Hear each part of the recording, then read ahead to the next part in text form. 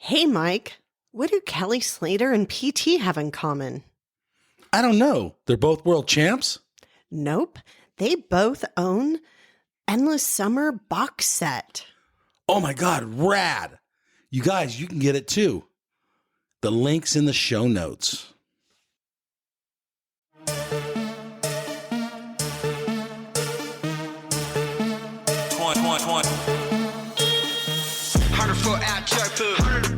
Racks on a slipper, slippery. Big guns like Mark Fu. Trap jumping like a kangaroo. Hey everybody, welcome to the QuiverCast, where we chat with surfers from all around the world, from all walks of life, and we get their story. Find us at www.thequivercast.com. I am Mike, your host. Let's get into the show. Hey everyone, this is Mike here with the QuiverCast. I'm super stoked. I got Zoltan Torkos on the show today. How are you doing, Zoltan? I'm doing great, man. I'm doing really good. Super stoked. Honored to be on your show. Well, thank you. First off, your name. Raddest name ever. Like, super cool. Kind of unusual in the American way. Tell us a little history of your name. Well, thank you, first off, and I really appreciate it. I have to say that my mom hit it out of the park that day when she named me. It's helped me a lot in my life, you know, from parties or whatever, when you're like, hey, drop that one, and they're like, oh, what? Your name's Zoltan? And then you go, yeah, and I'm Hungarian, you know, and it's a good one. So, yeah, well, it references that my dad is actually a Hungarian immigrant from Hungary, and they only have like 365 names that you can be named. Really? Interesting, yeah. And if you want a different name, you actually have to register it with Hungary. And there's name days, so there's a benefit to be Bela or Zoltan or Chaba. So, because it's like rad. Yeah, so there's like a Zoltan Day where everyone parties named Zoltan. So you want those names. Yes. And my name originally was going to be Attila Valentino Torkos. Okay. After like Attila the Hun. Yeah. And then Valentino, my dad said that I was going to be a great lover's boy, lover, like, so anyways, my mom wanted to name me Anthony, and they fought back and forth because she's Italian, so then I got to be, she picked Zoltan Anthony Torkos. Okay. So that's how your name. I got, yeah. Right on. Crazy stuff. How do you say it with the Hungarian accent, not the American accent? Zoltan Torkos. Torkos. All right. Brad, dude. Have you been to Hungary? When I was a little kid. Do you remember it? Yeah, I do. I remember like chasing my grandma's ducks, and they were all mad at me because I kept chasing the ducks and freaking everything out on the farm. Going to like these crazy swimming pools and swim holes, and the Hungarians just swimming with all their clothes on. Wow. They were just so crazy, just partying, drinking wine. Different culture than here, huh? Yeah. Kind of, I guess what I've always known is it's kind of like a boy named Sue type culture. Okay. Where you fight more than you get fed, where they're always, and that's how I was raised, because I was raised by my dad, and he fought in the Hungarian Revolution at even like 5 years old and threw Molotovs at tanks, rocks at, tanks and stuff. And then came to America and fought for America in the Korean War. Oh, wow. It's cool to have different cultures and learn, from different things. And that's why I kind of always felt like surfing was like the surf army for me, but in the unreal way, is that because, surfing, it's like who's having the most fun is the best surfer. And that's like ultimate rebel sport, like if you don't break in the rules, you're not doing it right, is what I've always been taught by, the originals I've been around, like Richard Schmidt, Barney, Walt, Vince, my older brother. I was lucky that on the street I grew up on, that's who were my neighbors. When we moved there when I was like 3 years old, I was like, oh my gosh, and I met Barney skateboarding on his hands.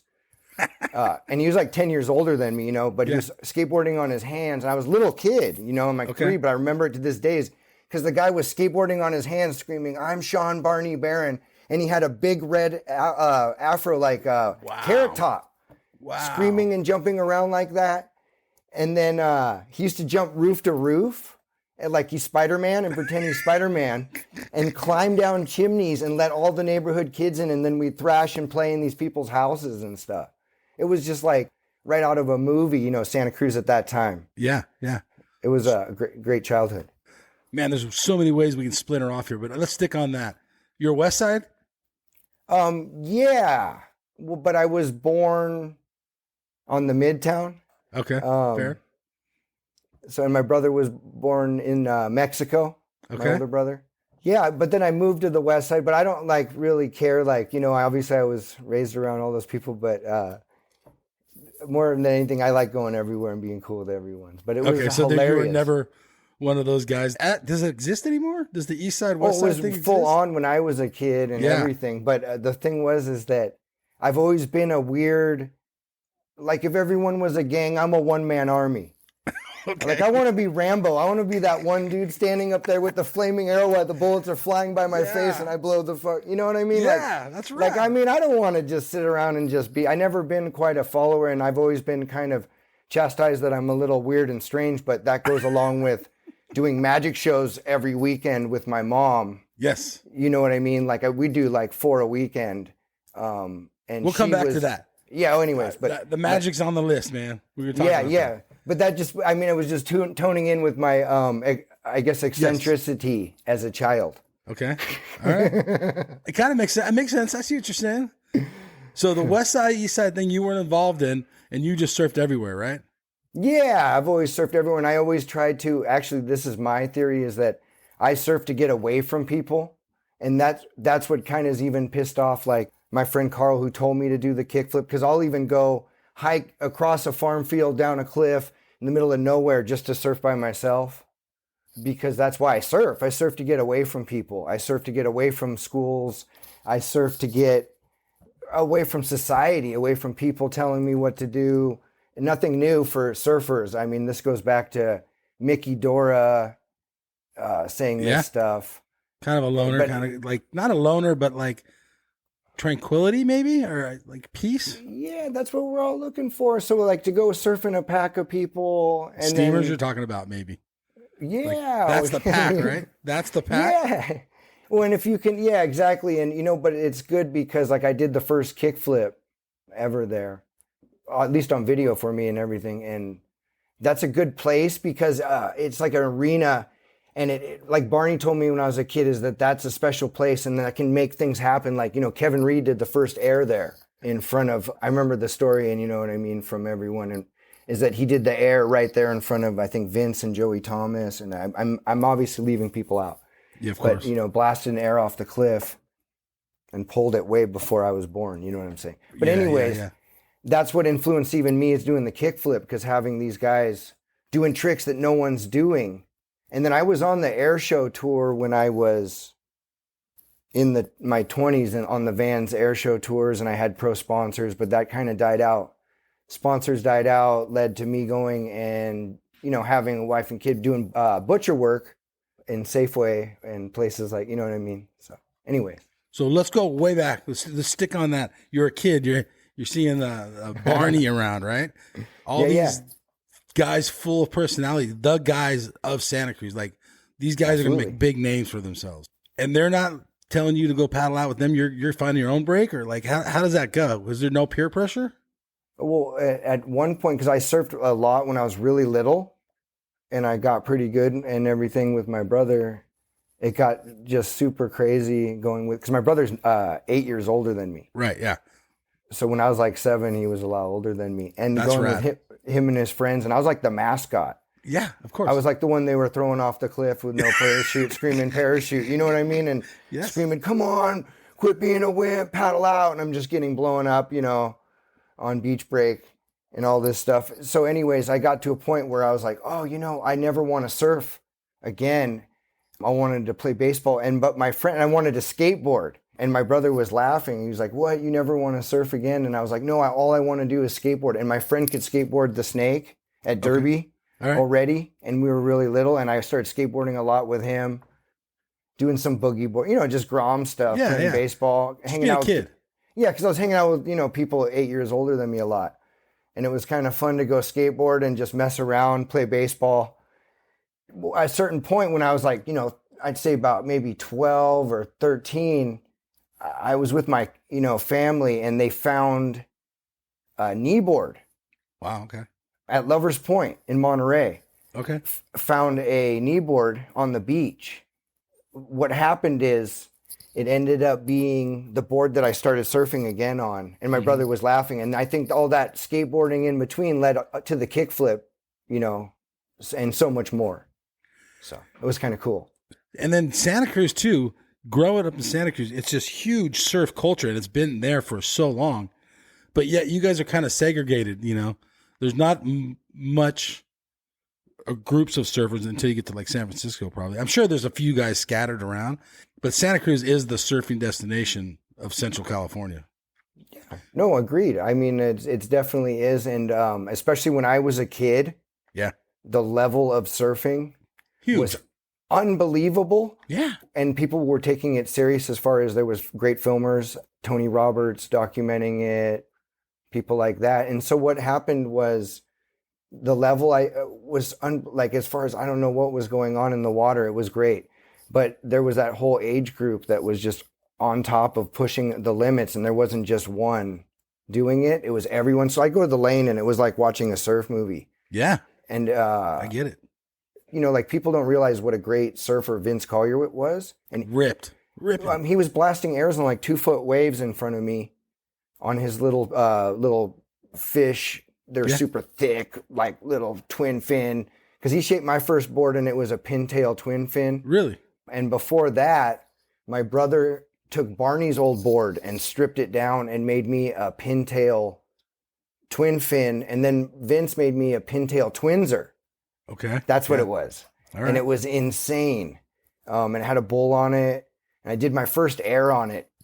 I can't say undisclosed place, but I remember that was a huge thing because I'd only been surfing for a year and everyone had been surfing a lot longer. And I never did junior guards or anything like that. Like all these kids were at the beach a lot more maybe, and I was always skating and hanging out with all these rattly kids and stuff. So I came flying down the wave and blasted in air. And I remember my knees went perfectly up to my chest like I was skateboarding at, like a half pipe. And then I did that and I landed in front of everyone, and then everyone went back and was like, oh my God. And like in the junior high was like cool for doing an air, and it was like the first one I ever tried. Okay. And so it meant so much to me to do airs because it was so special because, when you get celebrated by your peers, and then it becomes like something cool, like at school, it's like, like a positive thing for a child, like how sports are, supposed to be positive in your life. Yeah. Yeah. Well, how did you even start surfing? Like your brother, I guess, right? And he's the one kind of motivate you? Yeah, because I had the brother 8 years older than me in a neighborhood that all surfed, and that's all the other kids too, like close to my age, we're always talking about.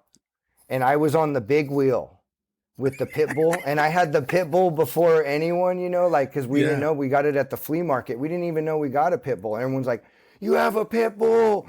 And it would hang out and walk on the leash. It would scratch on the door, let itself in and out. It was the smartest dog. Look both ways before it crossed the street because it would hang out with me like little rascals. That's right. And how cool you were was by like who gave you the stickers. And like Big Bird, Richard's older brother. Okay. And he's like the first guy to ever surf Mavericks besides Jeff Clark and stuff, him and Tom Powers. I got the stickers from him and I put it on my, my big wheel or whatever and pretend it's a surfboard. Yeah. Because I could only go from like that one, light pole to the next light pole at that point.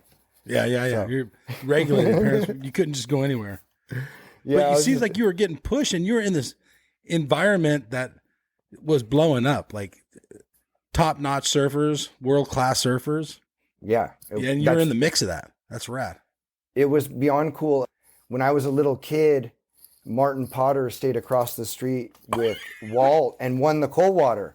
And I remember them coming back and partying and being like, like out front, like on my little skateboard, like doing little surf turns in my driveway, like, oh my God, dude, like you pretend you're the guy. I'm Martin Potter in your head, like, hearing, like, oh my God, like, wow.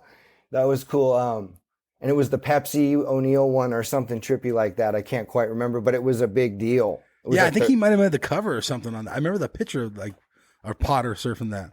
It was sweet. Did you talk to Potter?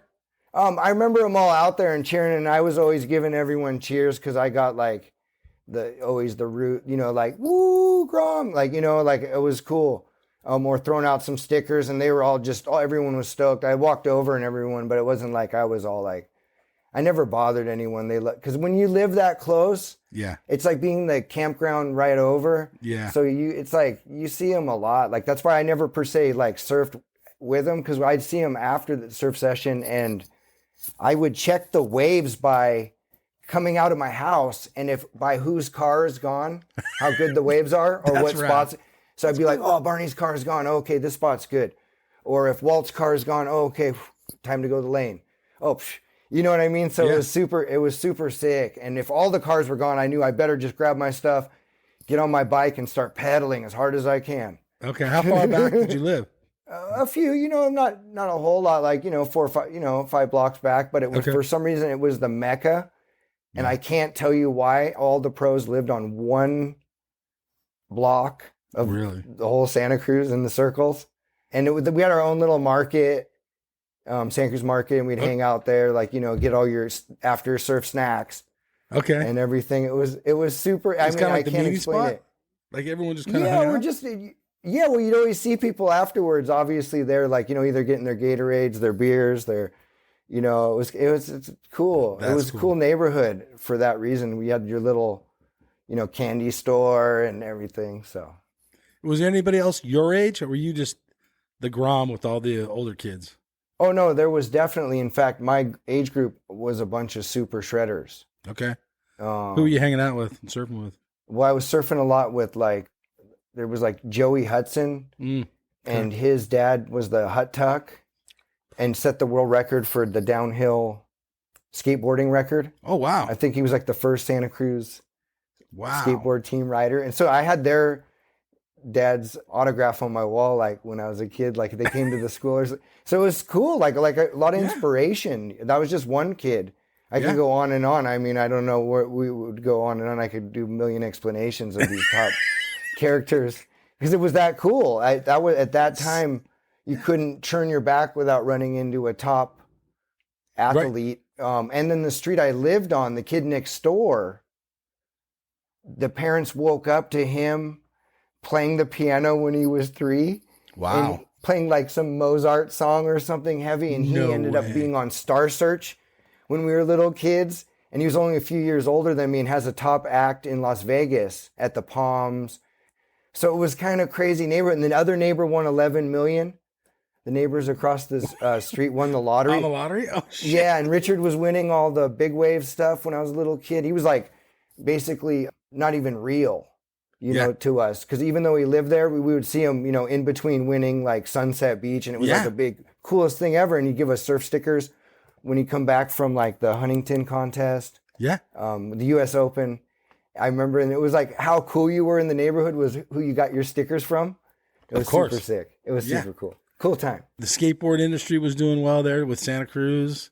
Yes. It was so many high-end skateboarders and surfers, and just doing it not for any sponsors, but because they loved it. And that was really fun and important to be around because no one was filming any of this stuff or documenting it. Yeah. Because no one had phones. It was only kids that maybe, had that connection. But a lot of us were just doing it for, cheap thrills. Okay. So moving on, you're getting older in life. Now you're a teenager or whatever. At what point did it register in your mind that you wanted to surf? Because you surf differently than the regular guy. You kind of said that you're kind of, you like to do your own thing. Well, obviously, the air's magically pushing me to go into the air, and then growing up around air surfers, skateboarding, like I said, But then being weird, it sounds really crazy, is that when I used to surf more like, normal and do contests, I do, pretty good. Okay. Just doing like, straight ups and cutbacks. And then when I started learning pop shove-its, way back in the day when like just Joe Cremo was doing them and a few other people. Right. And I was doing them up here, I started doing bad in contests. And it was surfing weird. changed. Yeah. And my surfing changed. And I'm not saying anything about, it's just what they weren't looking for. And then I guess I kind of liked being weirder. So it kind of pushed me to even do maybe more stuff that made them mad. And like, that's not surfing. Any kid who was attracted to it because they got kicked out of baseball and that's what also too was another, like, because I was just hyper kid and I wanted to jump around and I'd throw the ball, and they told me that I couldn't throw the ball as much because it scared kids and made them cry. And they told my mom I couldn't throw even to first, I was just so excited. I had high, I wanted to be a pro baseball player, but I don't think they wanted me to be. So, it was, I loved it. Everything I try to give it, at least, that I give it a wholehearted try and love it, So, but surfing, you don't need a team, a coach. You can be kicked out of everything and go surf and be out in the middle of water, and not have to listen to a bunch of landlubbers. Right. Yeah. Landlubbers. That's a good one. Do you think that society, even in Santa Cruz, you guys being, a surf centric, skate centric, I guess even like probably like a little outdoorsy, because, the wilderness, the redwoods are right behind you guys. Do you think that it makes you guys different as a group? Oh man, absolutely. I mean, I've had friends, visit me from city surfers and stuff, and they were like, "Oh man, you guys are like always dirty because we're always hiking through stuff, and like, even probably that I'm wearing this stuff is because it was foggy this morning, out, and we're always climbing through some, mud, or to a big extent, I've even been told, like, I don't realize it till I hang out, was that I'm always pointing out trees, and everywhere I go, oh, I like your trees in this yard, oh, I like your plants. Oh, I'm all this, and you wouldn't expect that I'm a tree hugger and don't know it. Just growing up here, and I'm all into nature, and I really do appreciate the beautiful nature, being around hippies again, but for love, not like, the fake, like I dress like it. Cause who cares? Yeah. But if you really appreciate it and you're trying to, pack your trash or whatever you do, and you're not preaching to anyone, that's important. Yeah, those are actually pretty good words right there. I like that. Well, how did the kickflip come in? At what point did it register in your mind, I got to try this? All right. Okay. In my opinion, but I don't know anything, was like the progression, at least like from my skateboarding point of view. Okay. Was that you kind of like, you learn the airs first, would be the ollie. Then you learn the pop shove-its or varials or whatever people want to call those pop shove-it things. Mm-hmm. And then you learn that like on your skateboard, you're sitting there and you're doing your little pop shove-it after your ollie. And then you learn the kick flip, or you learn the 180 air, I guess, would be somewhere along there, maybe even before the pop shove-it, was that you skateboard, you learn the ollie, then you learn your little 180 ollie, then you learn a pop shove-it, then a kick flip. So I just figured that's kind of what I was trying to do with the surfing, was just kind of just working on the progression. Mm-hmm. And then when I did the air shows, it always was a huge deal. And I would half-heartedly try them and see a lot of the top air guys, try them, or even try finger flips. A lot of surfers way back then, Zach Rinhart. Oh, yeah. It's on video. I can't remember the video. You might have to pull the clip of him doing a finger flip in the ocean and almost pulling it off way back in the day. Like, a lot of people came real close to finger flips, even in the contests. So there was this need, like back then, I'm claiming if they didn't cut off the air shows back then, people would have done a kick flip or a finger flip maybe even way back then, because we were kind of on that track. And I just kind of feel like I was lucky enough to not fall off and keep surfing. And I had no other choice but to keep progressing, even though I wasn't in the air shows anymore. I was like, all right, well, that was like the holy grail of trick surfing. So let's talk about that for a minute. The air shows were around for, I don't know, maybe 10 years, give or take, right? Yeah, I can't quite remember either, but I would say that something like that. That's very good. I see why they came into fruition, because there was guys that were surfed differently than the NSSA guys or maybe the ASP guys at the time, right? They needed their own tour. Surfer Magazine was doing it. I can't remember who else was doing it, right? How were you guys treating each other? Was it competitive or was it all like fun? Was it rivalries? What was it? What was going on at these air shows? It was a fun rivalry. Okay. Kind of put those two together because I don't think no one really cared too if you like. I think at one point they had to put a rule in about snaking people, but everyone was just like going on waves and whoever did an air, and it was kind of like, you know, pretty radical like that. It was a free for all, Non-traditional. And it was like, you know, who did the gnarliest thing, and people were trying, you know, crazy stuff, and they were even like promoting like the kickflip back then, like who's gonna be the next one to do the kickflip, and they would, you know, say people that were that close like, that's extra points, 50 points.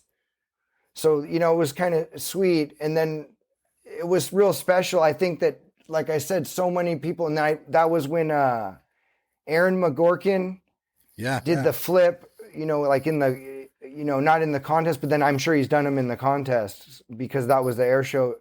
But people were doing rodeos. A lot was born from that time. There was Cremo doing the shrink wrap. I mean, a lot of tricks were being invented from that early era, is what I was trying to say. Anyway. Yeah, no. So, was it fun? Oh, it was the funnest thing ever. It was the most fun. Someone that feeds off progression. Yes. Would love to be someone maybe like involved in it now, maybe announcing or something and something like that. Yeah, they've put the air into the regular contest, but I think there still could be a tour. There's not, as far as I know. There should be, though. Yeah, I've always kind of didn't understand that because right now there's even always a fight with progression on the tour. And I think progression should always be highly ranked.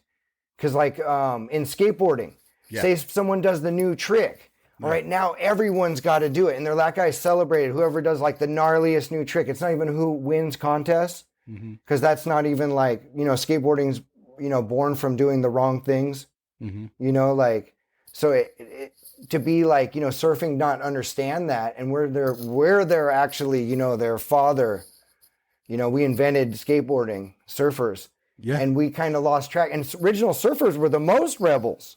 Right. That's what people don't realize is that, you know, we were the most rebels, breaking the rules, not doing it for anything, but because we loved it, living in vans, riding our surfboards, you know, not going to work, you know, doing the most radical, got big old beards, long hair, saying, yeah, right, I'm going to do that.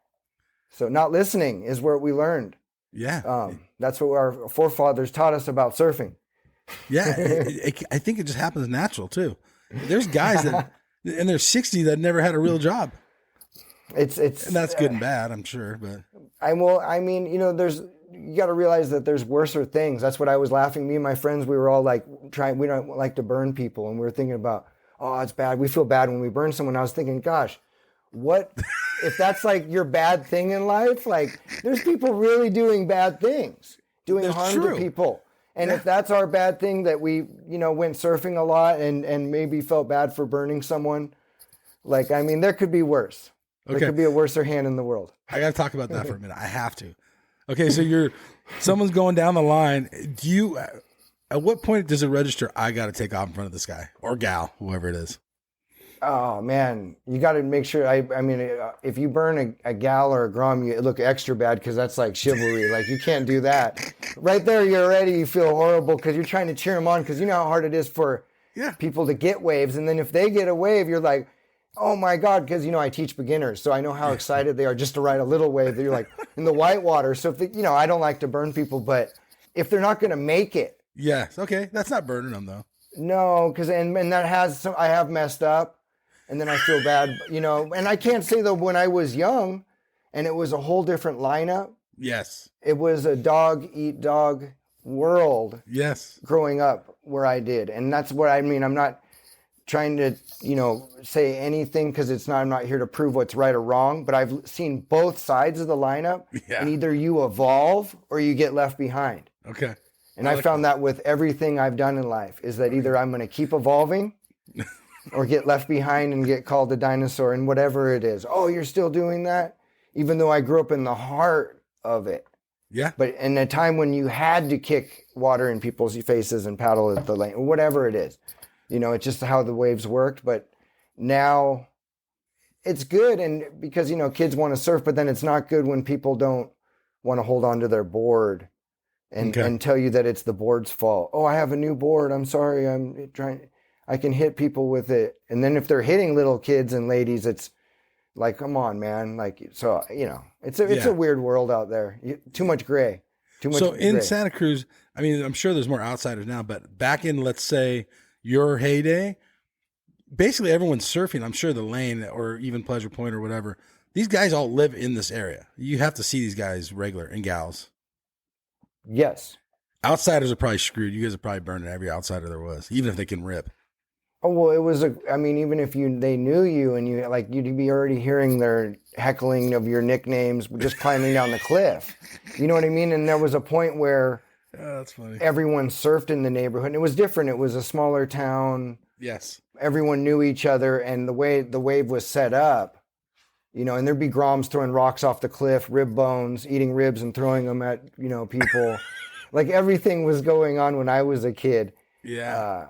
But that's how it was. And it was like, it didn't end there too. Like if they liked you, you'd be at the pizza parlor later with your friends, like, you know, playing video games and they'd show up and like, you know, headlock you, Grom beat you, and then take off and do a burnout in the parking lot. And the parents and people there would be like, who are those guys? Like all scared, the workers, and be like, oh, those are our friends. You know, and they were like, who are these Groms? Like, whoa, they just got beat up by full-grown, like, you know, gladiators just busted down the door and gave them Grom beatings. Yeah. Once again, it's the outsiders that don't understand, right? Yeah.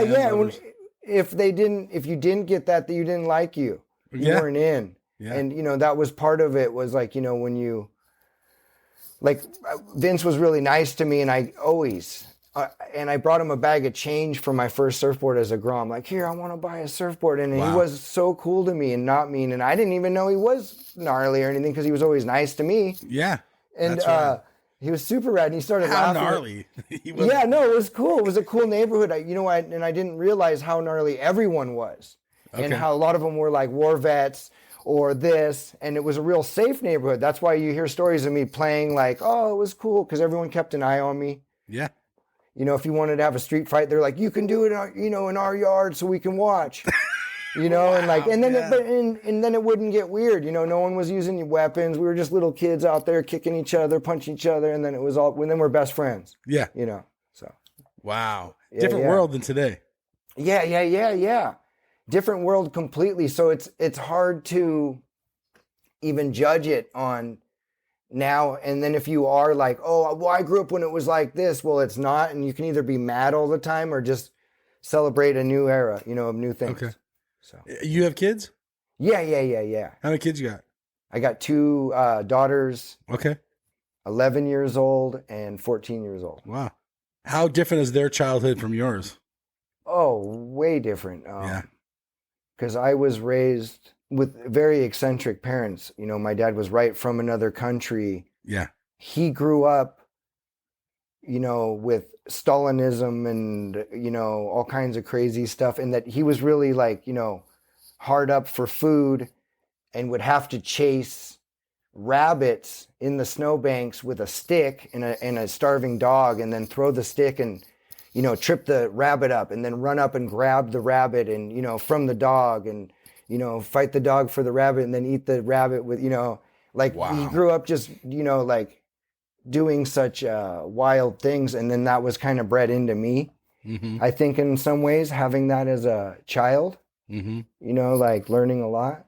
How did your dad get over here? Political asylum, because we fought Russia and America. Even Elvis does a song about how much he loves Hungary, because we stood up, you know, to everything and said we want freedom. We're freedom fighters. Yeah. Revolutionaries. I'm a revolutionary surfer. So that's right. You actually are. No, I just like, yeah, thank you, man. Yeah, no, for sure. Because you had a fight. Didn't you have to fight Volcom to get your money, or how'd that go down? Well, that's, as you saw that, I can barely use a computer because my wife had to help me with it. Yeah. I got really lucky that the internet Okay. stuck up for me a lot. Yeah. And because I really just pressed send. They Okay. acted like, oh, I did all this special stuff, but it really went huge. I couldn't believe it. Next thing you know, it was on ESPN Sports Nation, and it went up against Kobe Bryant and the LA Lakers winning 8 games, me doing the kickflip, and then I won on votes, 61% over the LA Lakers and Kobe Bryant on national TV, and it was like, Wow. it was so crazy. That's so cool. Man, imagine me seeing I'm like, finally, I'm going to be on ESPN, and I'm sitting here, turn it on barely, like, get home, turn it on, and it's showing, I'm like, oh, wait, I have to go up against the LA Lakers? Oh, no. I won magically.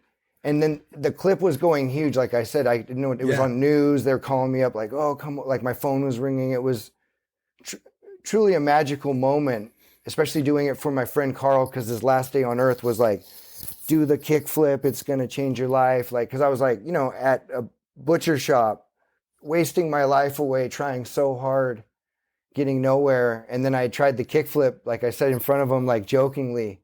Okay. And claiming like, oh, when I pull it, or I'm going to name it after you. I even said something as weird as like that day to him. It was so weird. Like, oh, I'm going to name it after you. Like, and then like it was, I don't know how to explain any of it that day. Yeah. But anyways, it made me want to do it, and then made me want to pull it off in every atmosphere I've been in, like the wake surfing or the wave pool, even though I've had limited tries. Like with the wake surfing, the 4th time wake surfing, I pulled the kickflip.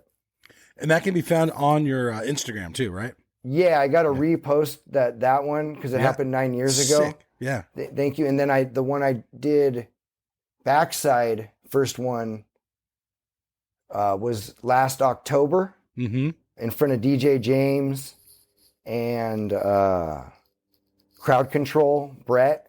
Okay. And he shapes for a lot of the top pros. All right. He was out on a trip from Florida, and we just met.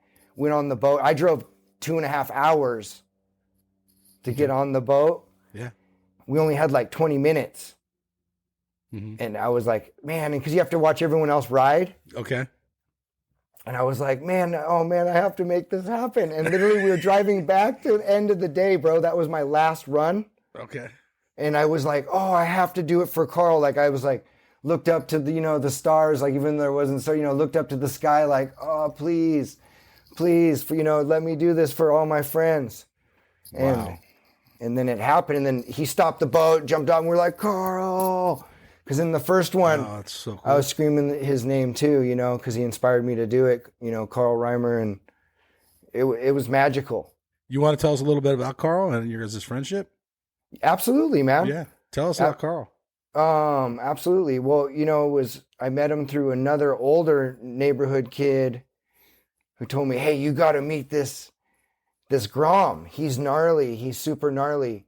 And I'm like, oh yeah, whatever. And then I seen this kid and really couldn't believe it. He had like, all this poise and all this personality, all built up into one, and was like a great person. He was working to put his girlfriend through college and was one of the best surfers around, beating everyone in contests and then training, and was all about being a good person.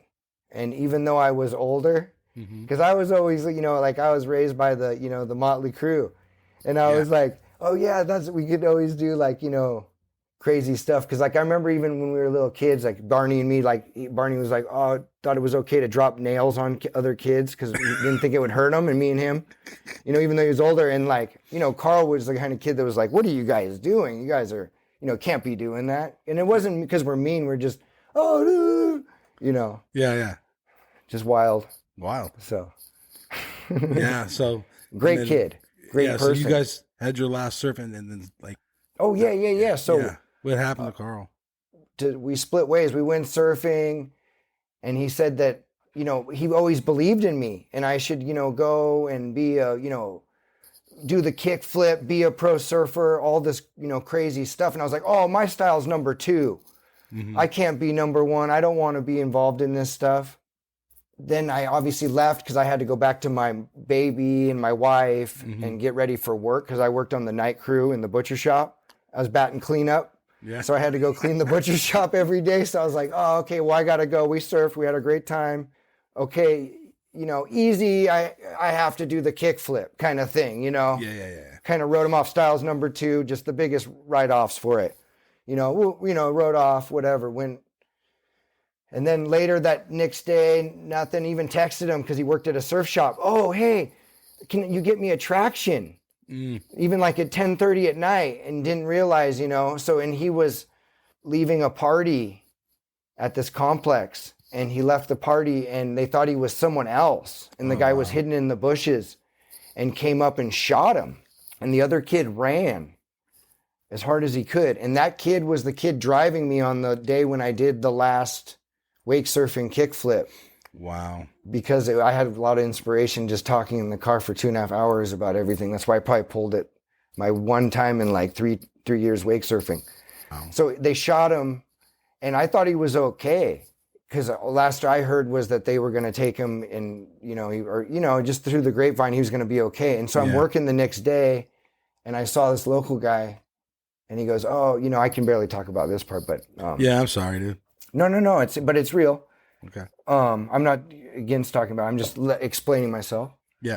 People are like, oh, he got shot. And I'm like, oh man, no, but he's going to be okay. And then, obviously I found out and I got really upset and they sent me away from work. Wow. And that's when I really thought about what I wanted to do for him and for the revolution of surfing. Yeah.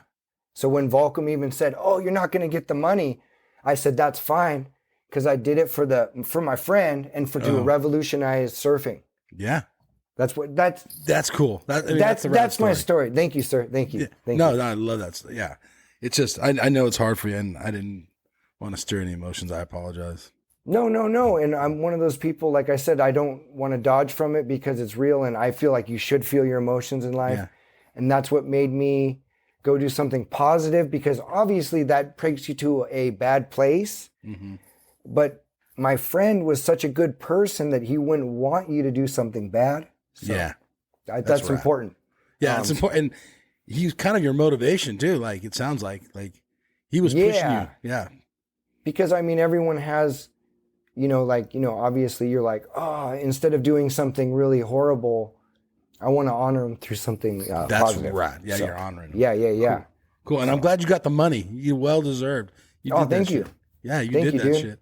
So yeah, appreciate it, man. That was really special, and that's all I can say is, when you get to honor your friend, it's magical. How often are you pulling those things off? It's your move. You own that thing. There's other guys that maybe can kind of do it, but you're consistently doing that.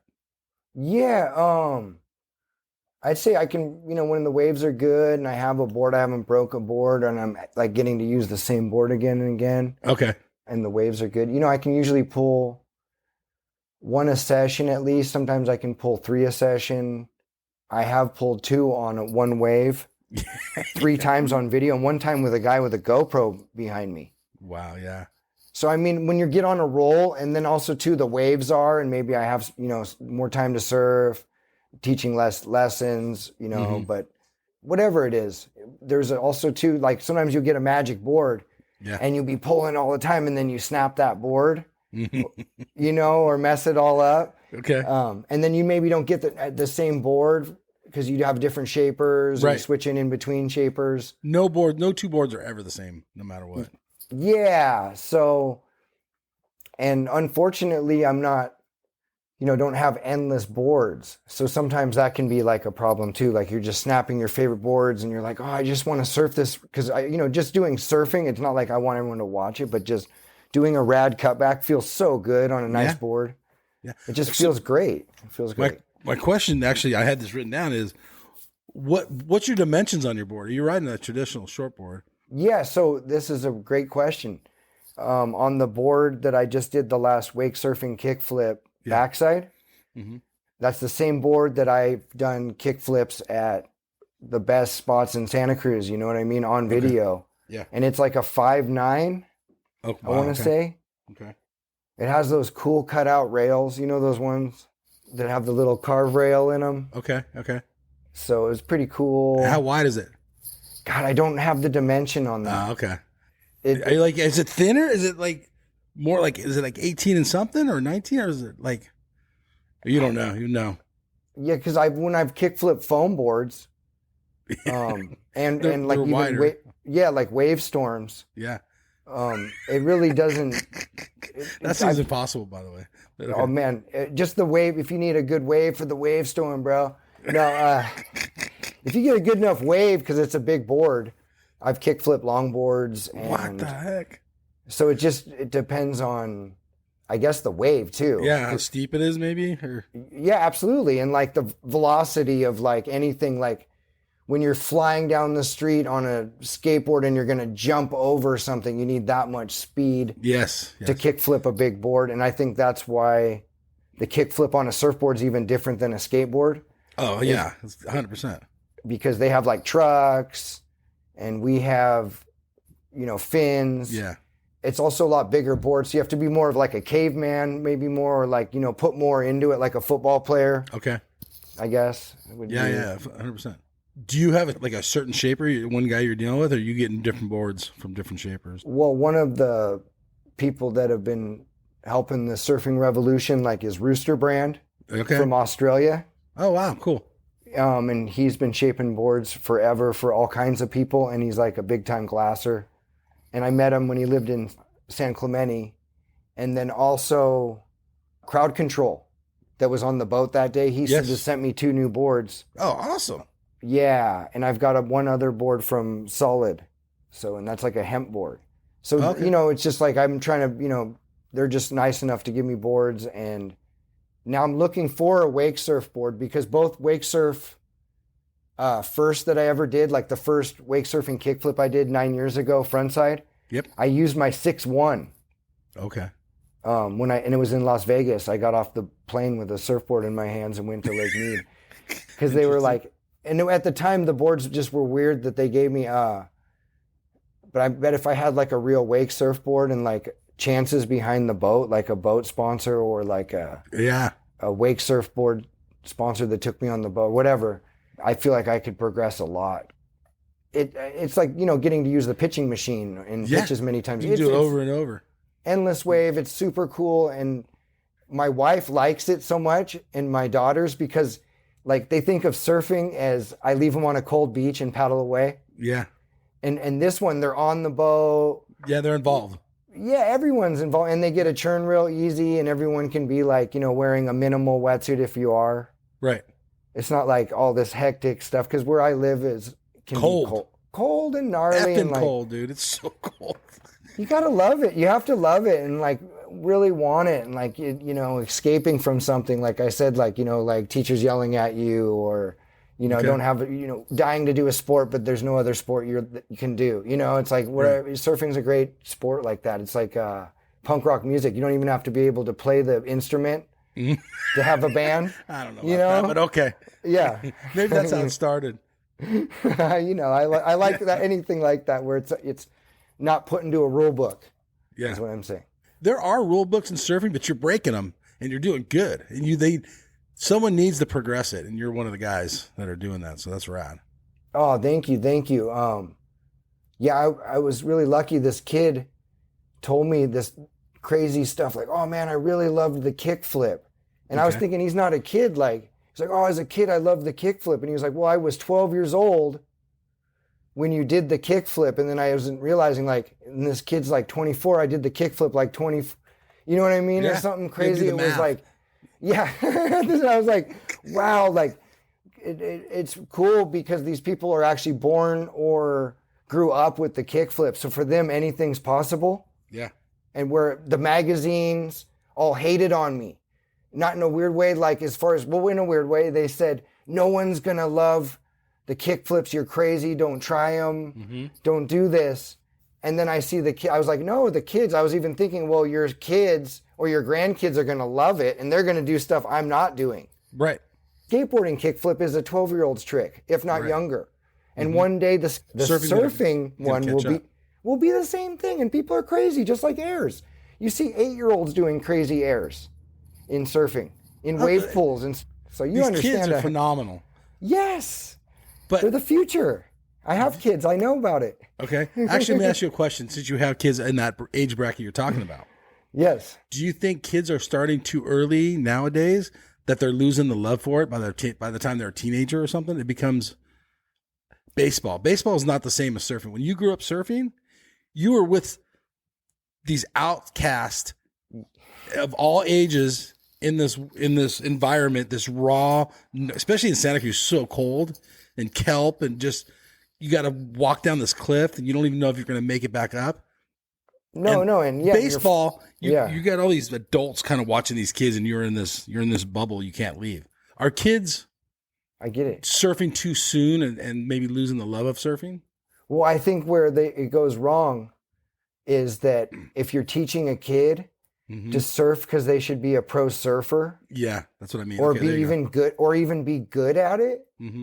You're already going wrong because it's just a way to go out and enjoy nature and like paddle the board around and say what's up to an otter and go cruise around and you know what I mean? Like you go swim under, look at some kelp, open your eyes. Like, why are you taking it that serious? That's like when I teach surfing for Richard Schmidt. Like as long as they're having fun, that's the most important thing. Like if you get up on one knee, and I've had like, sports dads like, they're doing it wrong. It's not what you said. And I'm like, well, no, they're smiling. And I asked the kid right in front of are you having fun? And they're like, I'm having the best time. And I'm thinking, and I'm like, right, they're the best surfer. Because I tell them, if my kid was getting up on one leg and riding it for 3 seconds and falling over and smiling, who cares? And that's where I learned it from. My older brother, Rigo, Barney, Big Bird, they were all like, literally, there was no rules, like literally riding on their stomach, flipping you off, like, what, you know what I mean? Like, it wasn't like, there was no rules to it. It wasn't cool. Yeah. It was anti-cool. Let's say you were talking about a parent of a kid just a minute ago. You were saying the kid's on one knee and the dad's you're doing it wrong. That dad's absolutely. Never surfed probably a day in his life. He doesn't understand how hard it is.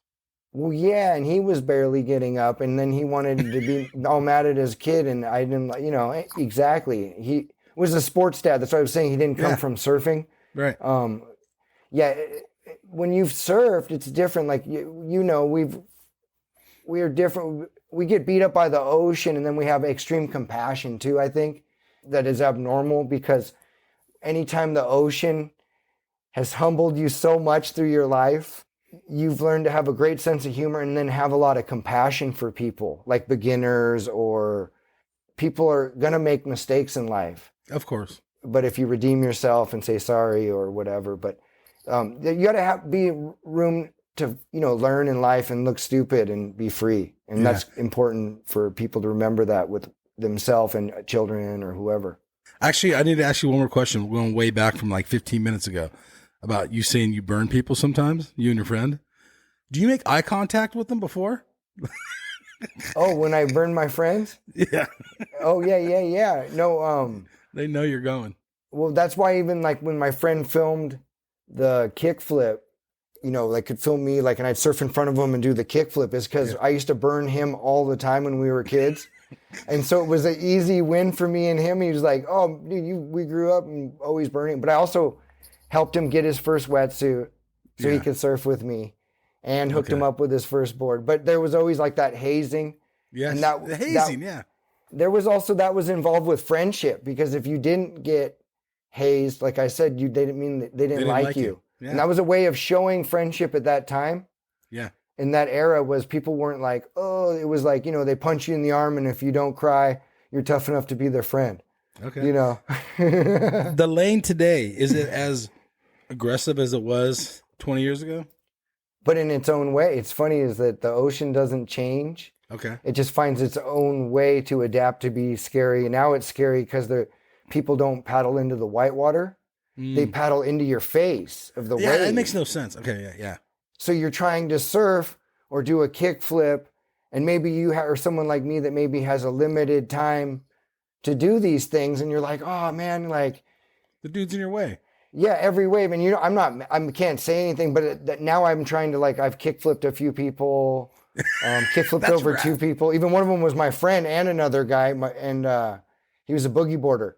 And I have footage of it. I tried to kickflip him. I only half flipped it to like dark slide over them both. It happens. And then some guy threw his longboard in front of me the other day. And this was like a price I paid to do it. It was like I ollied his board and then I landed. And then the way the wave was in the chop, so I fell, didn't pull it. Yeah. And then his board flew over and hit me on top of the head when I was coming up. But I started laughing because I realized, it's the price I paid to play. And he was like, wow, that was amazing. You ollied my board, because he didn't look like he didn't surf much. Yeah. So we were having fun. It was like, it's part of the, playing. All right. So. What's the best wave in Santa Cruz? Are you going to tell us or no? Oh man, when I grew up, put you on the spot. Well, that's the reason I don't even really vlog or do all these things, because when I was a kid, you couldn't tell, and that's why a lot of people didn't film. Yeah. And why I probably don't like to, oh no, don't film that stuff, just film the wave, because when I grew up, that was real important. You couldn't like really say that, Couldn't identify where it was at. Yeah. Okay. That's why I had to ask you. Yeah. I take that answer. Yeah, I grew up in a weird time, especially like you would be that way. You could never live that one down, giving up the spots. Okay. Do you travel out of town? Do you go up north and down south? Well, that's what I grew up doing. A lot of that was escaping town or meeting, or riding my bike across farm fields. And they used to shoot the rock salt at us, the farm workers. Did they? Yeah, and the farmers themselves. They shoot. Yeah, I have friends that have scars on their back. And because they'd have their suit down, you're riding as fast as you can on a summer day, like, oh my God, it's nice out. You're riding across, and then the farmer would drive up, boom, boom, start unloading on us. And then just because you want to surf, like on their property? Like yeah, because we're going across their fields to get to these breaks that no one could surf. Dicks. And it was like super rad stuff. It was super lame, and I can't go into where this spot was, and he's not there anymore, but the guy had my name, Zoltan the Farmer. And it was sucked and he wore this gold medallion, and he's the one who would stop you from surfing this spot because he was owned the farmland there. Yes. And people got into it with that guy, and even we had to do burnouts. Like he tried to trap our car, and it was like such a bummer knowing, because everyone would be like, I hate that Zoltan guy, that Zoltan the Farmer, so And I was like, on that. damn it. But it was a great wave, so it was worth messing with the dude. Yeah. And he'd come on full on and having his wife screaming, don't hurt, you don't fight, like screaming in some other language. It was crazy stuff. It was the wildest stuff. I can't even. Oh, that's funny. But was he Hungarian also? I didn't ever get involved with him in any positive way, because it was so crazy. It was me running down the railroad tracks. Yeah. There was railroad tracks, and I was running down the railroad tracks, trying to escape him, while everyone else that was older than me dealing with him and, screaming and yelling and dirt clods and him throwing stuff and trying to trap. Had a lot in common. You just didn't have the opportunity. I always wanted to just go, and my brother said, you should go tell him you have the same name and can we surf the spot? But I just figured if I ever do get caught, and then it's going to be even weirder. Wow. That's funny. Touch on your magic. Like, how important is that in your life? And how did you start doing magic? This is pretty wild. So I'm a 4th generation magician. Yes. And my great grandfather came over from a boat from Italy when he was 12 years old, and he was doing magic when he showed up in like Boston and everything all over to survive, and like doing magic. And then my grandfather started doing magic at a young age, Frank Pascarosa. And then he drove over with my grandmother all the way to like Monterey to find a new life away from the city. Yeah. And thank God he did. He ended up in Monterey Bay. Cool. Pacific Grove. I had my mom, and she grew up doing magic shows with him on the weekend. And then she ended up becoming Jeannie Houdini. Okay. And then, we did the magic always with her, like she did with her father. And then she was also in the movie Killer Clowns from Outer Space. Yes. And she's the main clown. Chubby the clown with the red nose. She does the Candygram, the puppet show. There's so many parts in it. She's the main one, and she's signing autographs now. And it's funny because she hates horror movies. Okay. And as a kid, because I was like 7 when she was in it, I was like so stoked. And it was like a B movie, it wasn't even called. And I was so proud. And I used to tell people, yeah, watch out, my mom's an axe murderer. And she's going to break into your house when you're sleeping and chop you up into little pieces. And kids would see her like and get scared in front of their moms, and their moms would be all, Zoltan told me, my son, that you're an axe murderer. And she'd get all bummed out like, no, I was in a killer clown movie, you know, and she'd have to explain herself. Oh, that's funny. But it was super sick. Like, so I grew up around, you know, doing this stuff in crazy big houses in Carmel from, I don't want to, you know, name drop, but like, you know, movie stars' houses. Wow. From, you know, real high end, you know, oil tycoons. We would go and they had armed guards, you know, like you wouldn't be surprised the places that I've been to do magic shows. And I started at 2 years old. Wow. And she had quite a great reputation in the Monterey Bay area and everywhere else. You know, growing up like with surfing, and these, you know, gnarly people. And then also too, because it was my mom, and I'd even competed. This is the craziest thing is that people don't know is that I even competed in crazy like world championships at like magic conventions against like, you know, like best dudes from Japan, Italy, and me and my brother would win them and be in like Magic Magazine and stuff. And we literally performed all the time. And I remember being like 8 years old and going against this 13-year-old kid. And he had 2 girl assistants, matching blue suits, the actual like cutting the girl in half and all this stuff. And I had like, you know, just a few of the old Italian magic tricks, you know, like the money maker and the, you know, baking the cupcake in their pocket. And I went up there, and even my grandpa was like, dang, this is your competition at the finale. Like, you're going to have to duel this guy? Holy smokes. They pulled this one way out of the hat for you. Wow. And I remember being like told that I was even going to probably lose, like, even though we had won a lot of contests. And I remember being like, all right, man, I'm going to smoke this guy, and like getting all psyched like a surf contest. And I went up there and I did my magic. And I remember being at the awards and they announced that kid second. And I went up there and like got the award and it was in Magic Magazine. And it was like hilarious as my grandpa couldn't stop laughing. Because when he went to, you know, like, hey, like we went to the actual, like, you know, practice before in the hotel, even before we went to and I could barely do the stuff because I've been surfing every day. And I was like, oh man, he's like, what have you been doing? I've been like surfing and skateboarding, because I was like, before I had quit, this is my early days of surfing every day with my older brother. And I was like, what have you been doing, you surf punk? And I was just like, oh man. But I ended up doing that, and it was crazy because going back to my mom being the magician and like meeting David Copperfield and being around all this stuff and being kind of poised to be that, and then meeting like, say, Richard Schmidt, and then being raised around my dad and my grandfather. Like, you know, a lot of these guys were like war heroes and stuff. And, you know, like you can't help it. You're a little boy. You want to be like them. You're like, you know, mom does magic, you know. And so it's like nothing against that. It's just that I wanted to kind of idolize these crazy dudes in the neighborhood. And then I bring magic involved, you know, and bring the, you know, the revolution involved, kind of combined them all, and then do it for my friend. You had a lot of different influences from like all different types of people. That's rad. Oh, absolutely. I had crazy influences even at the skate park of guys that were doing the craziest stuff, but not doing it for any stickers, any sponsor. The love of hanging out, barbecuing, hanging out all day at the skate park, living at the skate park, camping at the skate park, sleeping at the skate park, you know, losing everything in their life just to go to that skate park. Jobs, family. You know what I mean? And that was the dedication that was cool in my neighborhood too, from like Wall, you know, Barney. These people lived to surf. There was nothing else. You know, it was pretty magical. Who's your favorite surfer today? Do you have one? It sounds maybe cliche, but I would say like Richard Schmidt and like Big Bird and like Vince and like, you know what I mean? Like the guys you watched. And then his kids now. I surf with his kids, Richard Schmidt Jr., Mackay, my brother Rigo. It's weird, as I still favorite thing is I like to watch a lot of like the surf movies that back in the day, like Drop Into the Ozone and things like that. Yeah.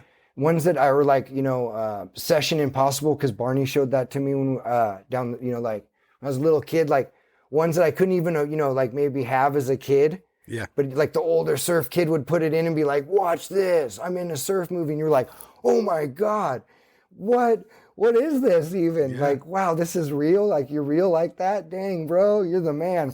And when he got the cover of Surfer when I was a little kid, Yes. with the instinct on the board and the, like, and the camera on the board, and that was insane. It was super cool. Yeah, you lived around some of the most influential guys around. And that's cool about your magic, too, like influential there, too. Can you give us one name of someone you performed for? Oh, sure. Like, my mom's done, like, Clint Eastwood's That's what I was gonna ask you, Clint. Yeah. Yeah, we've done all kinds of stuff. I mean, like Sheiks and where they're like, yeah, no, I mean crazy stuff. No, I believe you. They had That's like funny. rubies, or you'd think it was fake because it would be like, costume Massive. jewelry for my kids or something. It would be, and they're like, oh, that's, like it was like crazy stuff in there that you wouldn't believe going on. Wow, just people's shitload of money, huh? Yeah, but it was funny because it'd always end up they would want us to perform in probably the most modest room where a lot of people would hang out. They'd have a huge house, but they liked the homey. That was kind of a cool thing. Is that it was interesting. It was a very interesting life. I learned how to be very professional at times. It's when you need to be. How's Santa Cruz today compared to when you're growing up? I guess we kind of already touched on it, but is it completely a different town? Do you like it still? That's really interesting. The sad part about a lot of it is that a lot of the people that I always talk about don't exist anymore. Yeah. And not because like, oh, I'm cool, they were cool or whatever. It's just like I miss calling them or driving down, my mom's street and seeing Barney, because they only lived like, 3 doors down from my mom's house, his mom's house, but his mom couldn't get him to move out. So she moved out, gave him that. Like, so Barney was such a wild kid, like, you know what I'm saying? So anyways, but it was like fun just to see these people or have Carl call me, you know what I mean? Or go surf with them. Cause it was like a big part of my days. I'd drive down the street and that guy would come bouncing out like, like the clown, like the Joker. And I'd put on weird music just to trip him out. And he'd go, "You're listening to that?" Like, oh, it was just fun stuff. We were always kind of one-upping each other without knowing it, with teasing each other. Yeah. And like people, like, cause it was major heckling and teasing and making fun of each other. Shit talking. Yes. And now, like, if you were to do that, and Barney always said how much he loved me and my brother, cause he could do that with us and we would tease him back and never Didn't take it personal. No, or get all about, you know what I'm saying? Like, yeah, I know 100% what you're saying. Yeah, because now, like, if you say the things, like, I don't even realize it, like, the stuff that I say to people, and they're like, "Oh, you," like going like a little, like, 3-year-old getting teased, like, I don't know what to say, and it's like a grown man, and I was saying it as a joke, like, and you have something funny going on, and you can't help it, and if I did, I could take a joke about that. Yeah. But anyways. And wave pools. Have you surfed a wave pool? Yes. And how does your kickflip translate to a wave pool? Does it do well or no? I was very lucky. Okay. It worked out. First time in a wave pool, I was able to land the first, as far as I know, documented kickflip. Okay, cool. A few years ago. I didn't know this. Okay. Yeah. And then I've done it a few times more on video. It's always important to have it on video. Which wave pool? The one in Waco. In Waco, okay. But I want to get, because I could only get not the ramp, air ramp. Okay. I only got to use the air ramp for a second because it was there with someone else's party and stuff. You know what I mean? Okay. I didn't get like a real chance to do kickflips off the section part. Yes. But I did it on the trestle setting. And I did it a few times, and it was honestly insane, bro. Like, Okay. I hate to say that, like, No. but it was awesome. It was awesome. And the wave had strength, and I had the same worries because, like, even wake surfing was way harder in a lot of ways to translate because the water flows the other way. Yeah. The wave pool was cool, and you could get like barreled, and you could do airs on it. You could do smashes. You could do cutbacks. Yeah. And the people were super cool, and I love the food. So A+, the facility was awesome as far as I was concerned. You're a blue collar worker surfer, right? Yeah, I would imagine that's what you would call me. Yeah. Right. So are these guys, when you go to Waco and stuff, is this on your own dime or is someone paying for you to go out there and do this? Well, I got to go out a little more. I had sponsor at the time help a little bit with it. I'll be honest with you. No, and yeah, that's the that's truth. what I want. Honesty's good.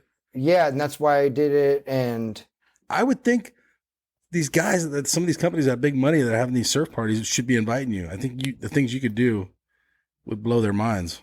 Well, you know what's gosh, you know, it's hard sometimes too. It's like, you know, oh, here, bring this guy and he's doing stuff we're not doing, and then we have him do it. It's a hard one because it reminds me of when I was little skateboarding and kids would have half pipe in their backyard and I couldn't skateboard it. Like they don't want you to skateboard it. They don't want to be done up by you think? Is that what you're saying? I'm not here to say that. Maybe they just don't want to skateboard with me. I don't know. I'm not... I don't really, you know, I mean, at that point, I'm not, but they're not inviting me, and it's nothing against anyone. It's like, That's what sucks about my neighborhood, because like with the people that I used to grow up with, like Vince being my first surfboard sponsor, and hooking me up, like with those people not being around, God bless them, you know, like they were really helping me in too many ways. And that's why I'm lucky to have like Rooster Brand and Crowd Control give some boards. And speaking of, you on your Instagram, you said you do have a little sponsor. You have Big Pete's Treats. What's up with that? Yeah. Is that like a cookie company? What is it? Tell us about it. Yeah, no, I'm super lucky, and like I didn't want to, like, you know, but yeah, that's a big part of it for me, and like staying loose and not being, you know, like being 12 years later and still pulling first in wake surfing, is kickflip, you know, like is eating good cookies. And I figure if it's good enough for Tyson, it's good enough for me, because they make cookies with Tyson. They have the Insane cookie with Cypress Hill Be Real. Okay. So it's really cool. And I'm at, you know, I'll have a merch code too for eventually for people. All right. I've personally hurt myself so bad surfing not that long ago, put my leg through my board and then bent my leg backwards. And I was like, oh my God, I couldn't take a walk with the wife and kids, or like walk my mom's dogs, or like, you know what I mean? Just do something that just anyone wants to do. Yeah. And I wasn't thinking about surfing or doing kick flips or doing new tricks. Only thing that helped was eating the cookies. And that's what really, and I was lucky enough to go to a party where they gave me the cookies when they had a, you know, Be Real there and everything. And oh, cool. So I went to a little party that they had, you know, for like people, Big Pete's Treats. And so I got some cookies, and thank God right before that, and then I broke my board and hurt my knee real bad, hurt my leg, ate the treats, was able to sleep. Nothing else was working. It was scaring me. I was like, oh my God, like brought the inflammation down. So anyways, it was like Popeye eating the spinach. And then I bounced back. I felt strong as heck. It was weird. It really did. It actually brought me back. And so anyways, I figured if it's good enough for Mike Tyson, it's good enough for me. So there you go. I like that. I'll put the website on the show notes for this. Oh, I appreciate that, man. I really do. Yeah. Okay, cool. All right. Is there anything we're missing here, Zoltan? Just that I'm very grateful for you having me on the show. Dude, thank you so much for coming on. Stoked. I'm really stoked to talk to people that are very like-minded, and real stoked to Carl, to DJ James, Brett, Crowd Control, Gavin, Stewie, everyone on the boat that day, and to any boat companies out there, let's go ride. Let's go do stuff. Wake surf companies, let's go. Because if this is the trick that I entered the sport in, and I've still only done it about 25 times, imagine if I could really ride and what I could do. Or even wave pools. Let's go. Dude. Invite me. Let's show up. I mean, like I said, I'm doing it because I love it, but I'm ready to, you know, throw some new moves down. So. Dude, I love it. All right, everybody. It's Mike and Zoltan and Torkos. Did I say it right? Yeah, that's great. That's great. All right. We're out of here. Thanks, you guys. Thanks for joining us. Yeah. Right on. 100 foot out choke food, 100 racks on a surf dude. Slippery, big guns like Mark Food. Trap jumping like a kangaroo. 100 foot out choke food, 100 racks on a surf dude. Slippery, big guns like Mark Food. Trap jumping like a kangaroo. You know we don't fuck with no kooks. Your boo on my didgeridoo. They calling me dude, I'm stacking the loot. I'm ripping your chick in the coop. She grabbing a hold of my leggy. They jelly, they Gucci my weddy. The fridge of Giuseppe, the chain is so heavy, she thinks that I'm charging the Eddie. 100 foot out choke food, 100 racks on a surf dude. Slippery, big guns like Mark Food. Trap jumping like a kangaroo. 100 foot out choke food, 100 racks on a surf dude. Slippery, big guns guns like Mark Fu. Trap jumping like a kangaroo. Surf trap, I'm stacking that money. Cash. Four shots a red Ferrari. He starts to calling me Dundee. Diamonds are surfing McFlurry. She want me to teach her to surf. Splash. I'm pulling up, ripping the verse. I'm leaving these kooks in the hearse. They get moved 100 foot on their head, they get work. 100 foot out, choke. 100 racks on a surf, dude. Slippery. Big guns like Mark Fu. Trap jumping like a kangaroo. 100 foot out, choke. 100 racks on a surf, dude. Slippery. Big guns like Mark Fu. Trap jumping like a kangaroo. You know we don't fuck with no kooks. You know we don't fuck with no kooks. You calling me dude, I'm stacking the loot. I'm ripping your chick in the coop. You know we don't fuck with no kooks. You know we don't fuck with no kooks. They calling me dude, I'm stacking the loot. I'm ripping your chick in the coop.